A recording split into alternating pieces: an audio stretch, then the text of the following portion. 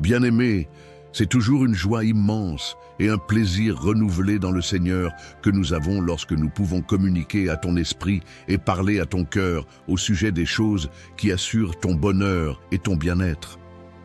Aussi, nous sommes persuadés que ces quelques mots te trouveront dans la meilleure disposition pour les recevoir comme de l'eau fraîche sur ton âme. Au nom de Jésus-Christ. Amen.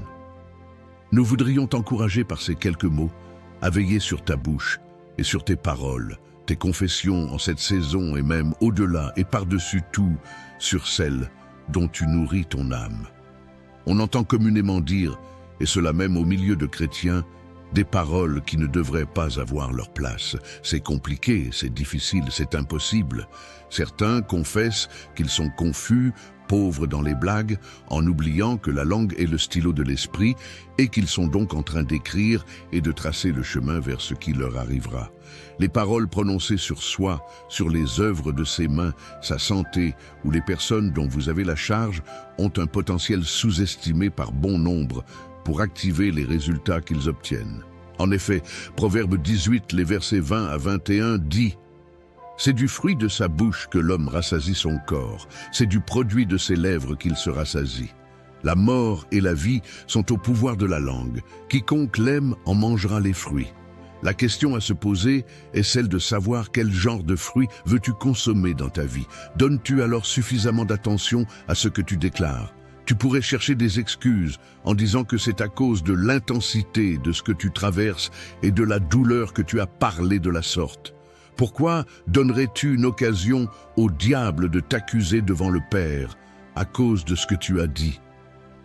La langue et les paroles sont des instruments qui peuvent apaiser les querelles ou les exciter, enlevant ou rétablissant la paix dans l'écosystème de la personne qui les utilise.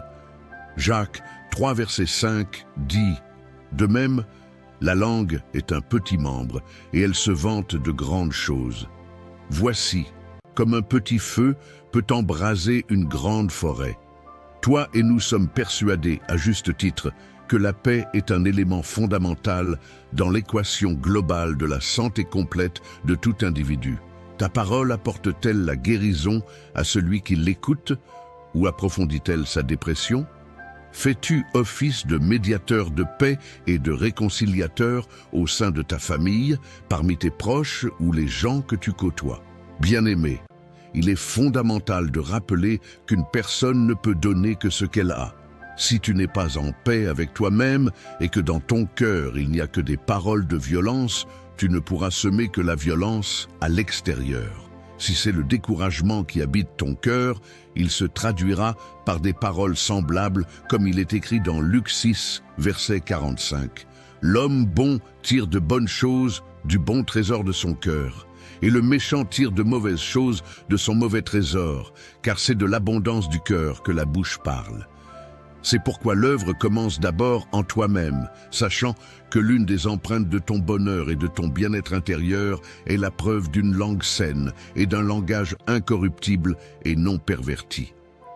Quelles paroles remplissent donc ton cœur?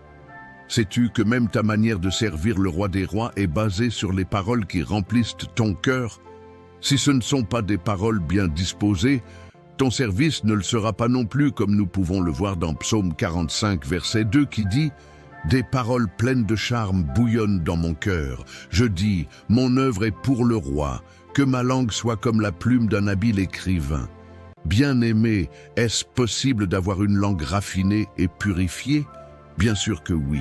Les disciples de notre Seigneur étaient des gens sans instruction, mais parce qu'ils se sont approchés de lui et qu'ils se sont mortifiés, délaissant leur éducation de base et embrassant la doctrine de Christ, laissant le Saint-Esprit remplir tous les compartiments de leur vie, ils sont devenus un témoignage vivant de cette œuvre divine, comme nous le montre Acte 4, verset 13, qui dit « Lorsqu'ils virent l'assurance de Pierre et de Jean, ils furent étonnés, sachant que c'étaient des hommes du peuple sans instruction, et ils les reconnurent pour avoir été avec Jésus. » Si tu ne sais pas comment t'exprimer dans le Seigneur, n'aie pas honte d'en parler avec ceux qui te conduisent dans le Seigneur afin qu'ils te montrent comment le faire, car Christ en toi est le facteur qui fera la différence.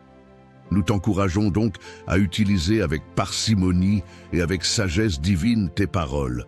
Ne sois pas prompte à t'exprimer là où cela ne t'est pas exigé, mais plutôt prompte à écouter selon qu'il est écrit dans Jacques, un verset 19. Sachez-le, mes frères bien-aimés. Ainsi, que tout homme soit prompt à écouter, lent à parler, lent à se mettre en colère, que le Seigneur se souvienne de toi et de tous tes efforts en cette saison et au-delà, au nom de Jésus-Christ. Amen. Si ce message a touché ton cœur et t'aide à purifier ta langue, aime, abonne-toi et partage pour répandre des paroles qui guérissent. Que l'Éternel te bénisse abondamment.